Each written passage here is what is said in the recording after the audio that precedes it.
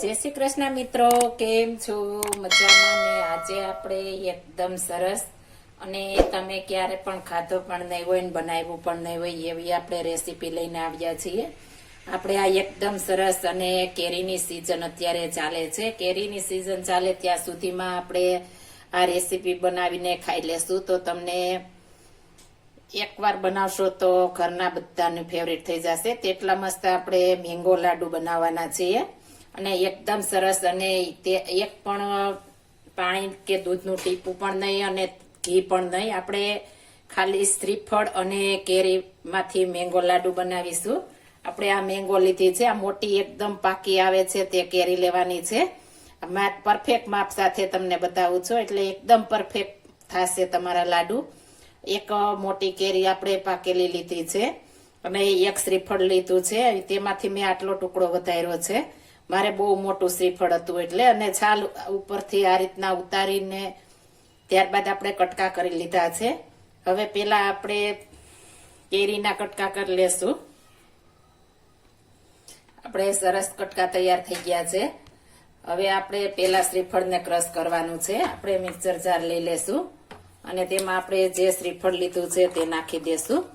તમે સૂકો નાળિયેર પાવડર આવે તેનું પણ બનાવી શકો છો, પણ આનાથી બનાવશો તો એકદમ જ્યુસીલો આપણે રસાદાર બનશે આપણે લાડુ, એટલા માટે મેં શ્રીફળ લીધું છે। એકદમ સરસ આપણે ક્રશ કરી લેશું। આપણે સરસ ક્રશ થઈ ગયું છે। આ રીતના આપણે એકદમ સરસ ક્રશ કરવાનું છે આ રીતના। હવે આને જે બાઉલ વાસણમાં આપણે બનાવવાનું હોય તે વાસણમાં નાખી દેશું એટલે આપણે વાસણ પણ ઝાઝા ન થાય ને ફટાફટ બની પણ જાય। જો તમે નાળિયેર પાવડર આપણે સૂકું આવે છે તેનું બનાવશો તો તમારે 5 મિનિટમાં ફટાફટ બની જશે, વાર પણ નહીં લાગે। પણ આ રીતના બનાવશો તો તમારે એકદમ મસ્ત લાડુની મીઠાશ પણ આવશે અને રસીલા પણ થશે। હવે આપણે આ જ બાઉલમાં કેરી આપણે ક્રશ કરી લેશું। આપણે જે કેરી લીધી છે તે પાણીનો જરા પણ આપણે ઉપયોગ કરવાનો નથી।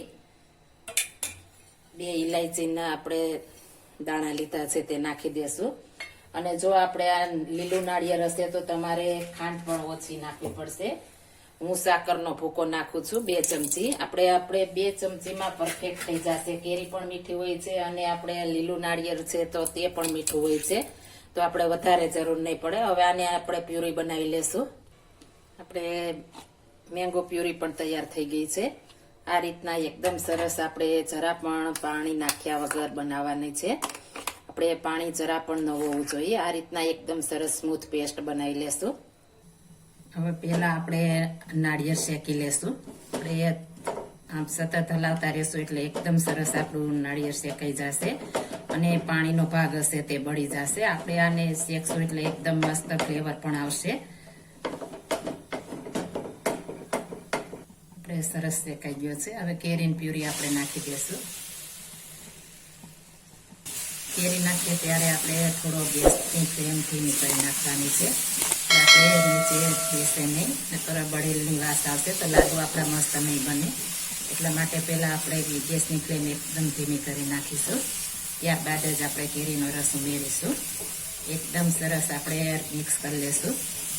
આપણે આ ફટાફટ 5 મિનિટમાં લાડુ બનીને તૈયાર થઈ જાય છે। આપણે બધી સામગ્રી તૈયાર હોય એટલે 5 મિનિટમાં ફટાફટ બની જાય છે। હવે એમાં આપણે 1 મોટી ચમચી મિલ્ક પાવડર નાખીશું।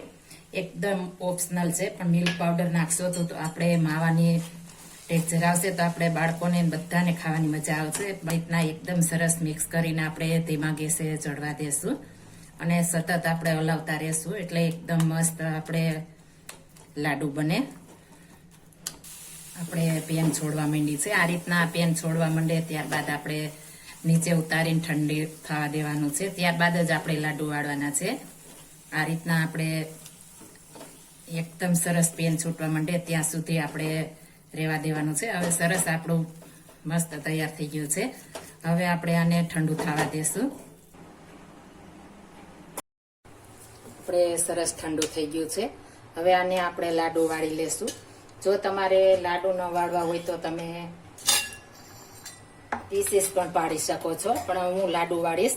લાડુ ખાવાની પણ મજા આવે છે અને નાના બાળકોને ભાવે પણ છે વધારે લાડુ હોય તો. આ રીતના આપણે ચમચી વડે હું નાના નાના બનાવવાની છું. ચમચી વડે એકદમ સરસ આ રીતના ગોળ વાળી લેશું અને આપણે કોકોનટમાં આપણે આ રીતના ફોલ્ડ કરી લેશું એટલે એકદમ સરસ કોકોનટ લગાડેલું હશે તો નાના બાળકોને પણ ખાવાની મજા આવશે અને ટેસ્ટ પણ એટલો મસ્ત આવે છે. આ રીતના આપણે બધા લાડુ વાળી લેશું એકદમ સરસ અને ખાવાની પણ મજા પડી જાય તેવા લાડુ આ બને છે. આપણે મસ્ત લાડુ તૈયાર થઈ ગયા છે. હવે આપણે તૂટી ફૂટી વડે આ રીતના સજાવી દેશું. તમે કોઈ પણ ફ્રૂટ આપણે ડ્રાય ફ્રૂટ કે કોઈ પણ થી સજાવી શકો છો. આ સજાવેલ હશે તો બાળકોને ખાવાની પણ મજા આવશે. આપણે એકદમ સરસ કલર દેખાતો હોય તો લાડુનો દેખાવ પણ એટલો મસ્ત આવે અને તમે મોતી ચૂરમાના લાડુ પણ ભૂલી જશો તેટલો મસ્ત આપણે આ લાડુ બને છે. એકદમ સરસ અને એકદમ હેલ્થી એવા આપણે મોતીચૂરના લાડુ હોય તેવા જ આપણે મેંગો લાડુ બનીને તૈયાર થઈ ગયા છે. આપણે કેરીની સિઝનમાં એકવાર બનાવીને ન ખાતા તો ન કેરી ખાતી બરાબર થાય છે એટલે એકવાર જરૂર ટ્રાય મારજો. એકવાર ટ્રાય મારીને મને જણાવજો કે કેટલા મસ્ત આપણે આ લાડુ બને છે. એકદમ સરસ અને એકદમ હેલ્થી એવા આપણે લાડુ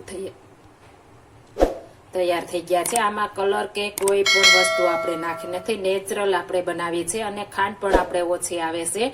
આપણે બધું મીઠું હોય છે તો આ રીતના જરૂર એકવાર ટ્રાય મારજો. જો આ મારી રેસીપી પસંદ આવી હોય તો મારી ચેનલ લાઈક શેર અને સબસ્ક્રાઇબ કરી દેજો. ફરી મળીશું નવી રેસીપી લઈને. જય Shri Krishna. Thank you for watching guys.